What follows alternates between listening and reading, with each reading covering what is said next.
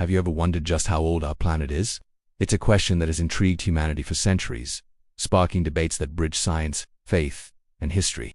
On one hand, you have scientific evidence, like radiometric dating of meteorites and ancient rocks, pointing to an Earth that's about 4.5 billion years old. It's an almost unimaginable expanse of time, filled with geological transformations, the rise and fall of dinosaurs, and the slow, steady process of evolution. But on the other hand is a different timeline, one derived from the rich tapestry of biblical genealogies. If you trace the lineages from Adam and Eve through figures like Noah, Abraham, and David, adding up their lifespans and the ages at which they had children, you arrive at a much younger Earth somewhere around 6,000 years old. This perspective offers a very different picture of history, one that is compact and directly connected to the human story as told in the scriptures. So, we have two vastly different numbers, 4.5 billion versus 6,000. How do we make sense of this? It's not just about picking a number. It's about understanding the frameworks they come from. The scientific method relies on observable, testable evidence from the natural world. Geologists look at rock layers, physicists analyze radioactive decay, and astronomers study distant stars to piece together a timeline of cosmic and planetary history.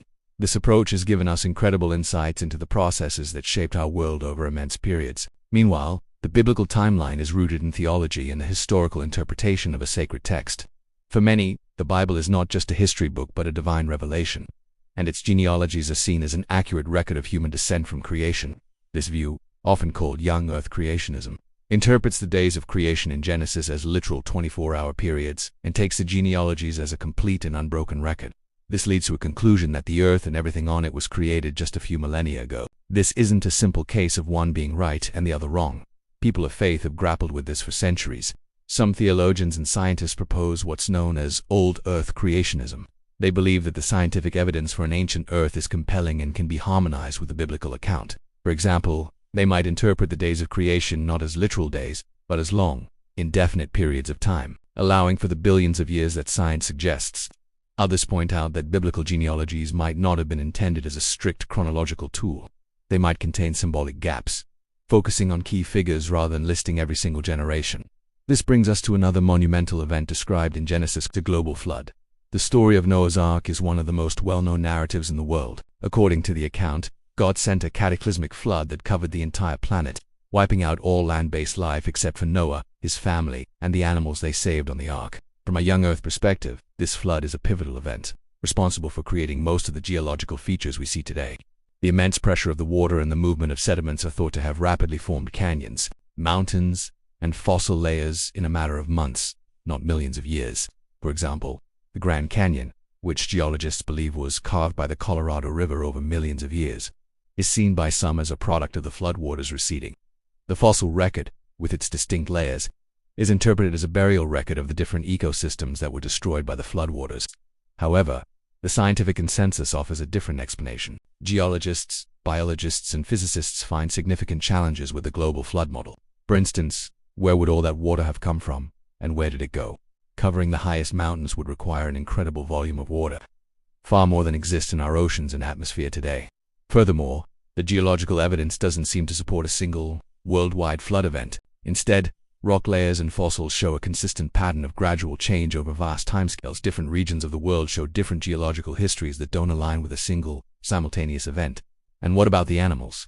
Housing two of every kind of land animal, not to mention the logistics of feeding and caring for them for nearly a year, presents an enormous challenge. Biologists also point to the distribution of species around the world today. How did kangaroos get only to Australia, or lemurs only to Madagascar, after disembarking from an ark supposedly in the Middle East? Genetic studies also show a level of diversity within species that would require much more than a few thousand years to develop from a single breeding pair. Once again, this doesn't mean the conversation ends there. Many look for a middle ground. Some scholars suggest the flood described in Genesis might have been a massive, but localized, regional flood in Mesopotamia. Ancient history is filled with stories of devastating floods in that area, known as the cradle of civilization.